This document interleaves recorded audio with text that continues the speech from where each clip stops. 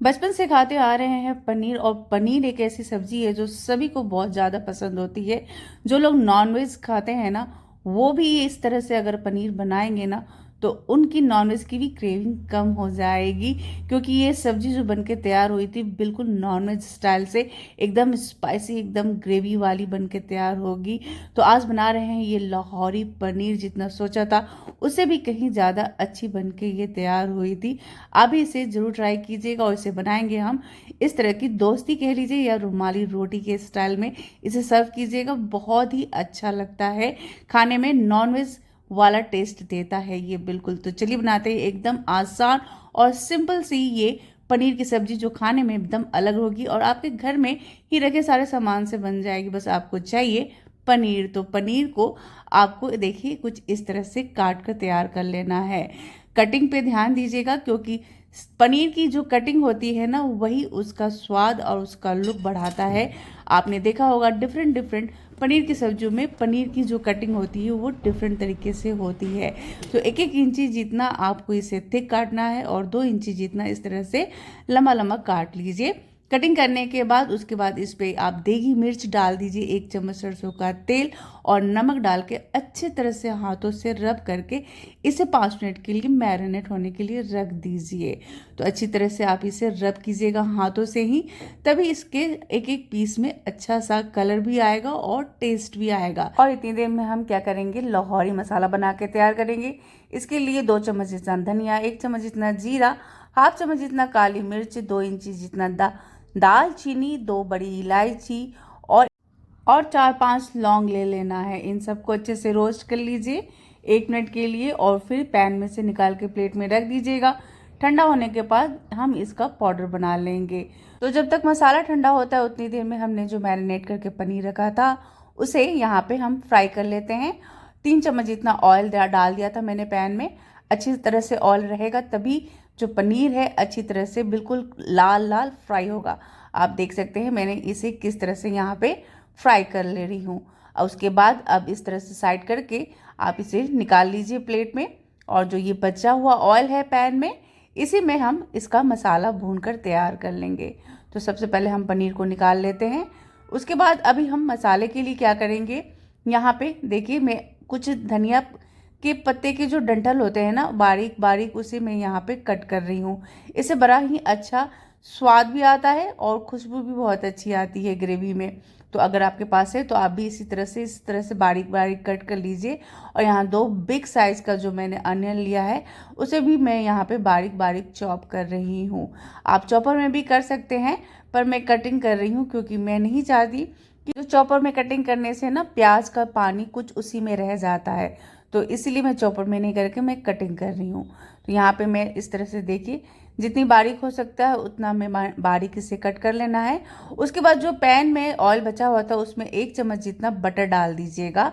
उसके बाद कुछ खड़े गरम मसाले, जैसे यहाँ पे 2 इंची दालचीनी, 1 बड़ी इलायची, 2-3 लौंग और 2 छोटी इलायची मैंने डाल दिया है। उसके बाद मैंने यहाँ पे जो बारीक चॉप करके प्याज रखा था उसे डाल देंगे। अब हमें यहाँ प्याज को बहुत ही मीडियम फ्लेम पे भूनना है, हाई फ्लेम पे नहीं, मीडियम पे ही हम इसे अच्छा गोल्डन ब्राउन होने तक भूनेंगे। तो प्याज अच्छी तरह से भून जाए, जल्दी से पक जाए, इसके लिए हम यहाँ पे नमक और हल्दी भी इसमें डाल देते हैं साथ ही।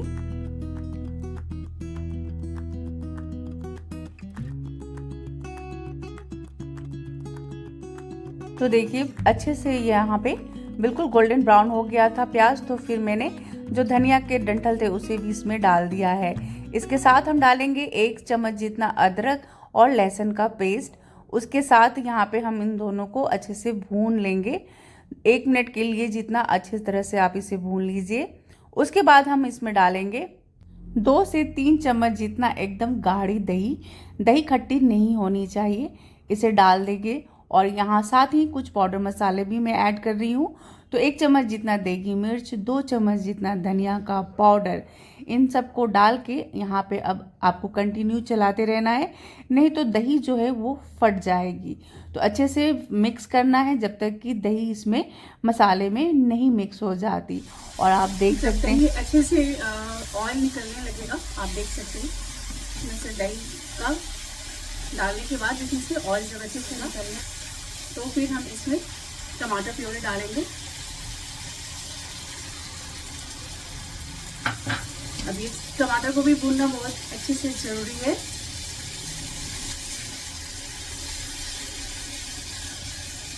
प्याज और मसाला अच्छे से भून जाए इसलिए हम इसे थोड़ी देर के लिए ढक के रख देंगे।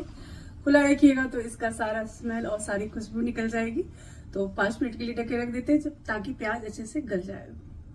तो 5 मिनट हो गया था। उसके बाद देखिए जब मैं ढक्कन हटा रही हूँ तो मसाला अच्छे से भुन गया है, प्याज एकदम सॉफ्ट हो गया है। इस तरह से जब मैं मैश कर रही हूँ तो वो अच्छे तरह से इसमें मिक्स हो रहा है और आप देख रहे हैं कि अभी भी इसमें ऑयल आपको दिख रहा है। तो आपको ऑयल या बटर आप जो भी ऐड करना चाहते हैं इसमें कंटिन्यू मसाला जब तक नहीं भूनता है ऐसे ही ऊपर मसाले के नज़र आता ही रहना चाहिए, नहीं तो आपका मसाला जो है वो अच्छे से नहीं भुनाई होगी और मसाला की भुनाई अच्छी नहीं होगी तो इसमें अच्छा सा स्वाद नहीं आएगा। तो उसके बाद में यहाँ जो हमने मसाला भून कर तैयार किया था लाहौरी मसाला, देखिए ये कुछ इस तरह से आपको दानेदार ही बनाना है, बिल्कुल बारीक पाउडर नहीं बनाना है, कुछ चाय पत्ती जितना दानेदार होना चाहिए। उसे डालने के बाद 1 मिनट के लिए भून लीजिए।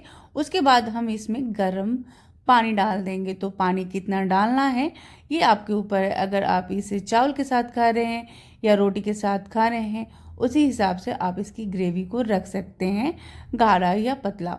पानी में अच्छा सा उबाल आ जाएगा तो फिर हम सारे पनीर के पीसेस को इसमें डाल देंगे और अच्छे से इसे उबलने देंगे 1 मिनट के जितना, ताकि मसाला ग्रेवी जो अच्छी तरह से पनीर में एब्जॉर्ब हो जाए।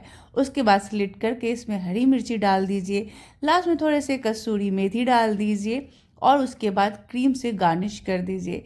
अगर आपको भी मेरी तरह धनिया के पत्ते पसंद है तो इसके ऊपर धनिया पत्ते भी डाल दीजिए। दिखने में और खाने में दोनों में बहुत ही स्वादिष्ट लगेगा ये। उसके बाद अब हम बना लेते हैं ये रोटी। तो रोटी बनाने के लिए 2 छोटे छोटे इस तरह से डो ले लेने हैं, दोनों को आपको बराबर साइज में बना लेना है। देखिए इस तरह से हल्का हल्का बेल लीजिए। उसके बाद एक के ऊपर आपको अच्छे से घी लगा लीजिए और घी लगाने के बाद इसके ऊपर फिर से परथन से डस्ट कर दीजिए और दोनों को आपस में चिपका दीजिए। अच्छे से चिपकाने के बाद इसके कॉर्नर को हाथों से इस तरह से दबा दीजिए, अंगूठों से दबा के चारों तरफ से फिर से इसे एकदम पतली पतली रोटी के जैसा बेल लीजिए। जितनी पतली आप बेलेंगे ये रोटी उतनी ही पतली बनकर तैयार होगी। एक तो आपने पहले ही इसे पतला बेला है, उसके बाद ये 2 लेयर में बनकर तैयार होगी ये रोटी।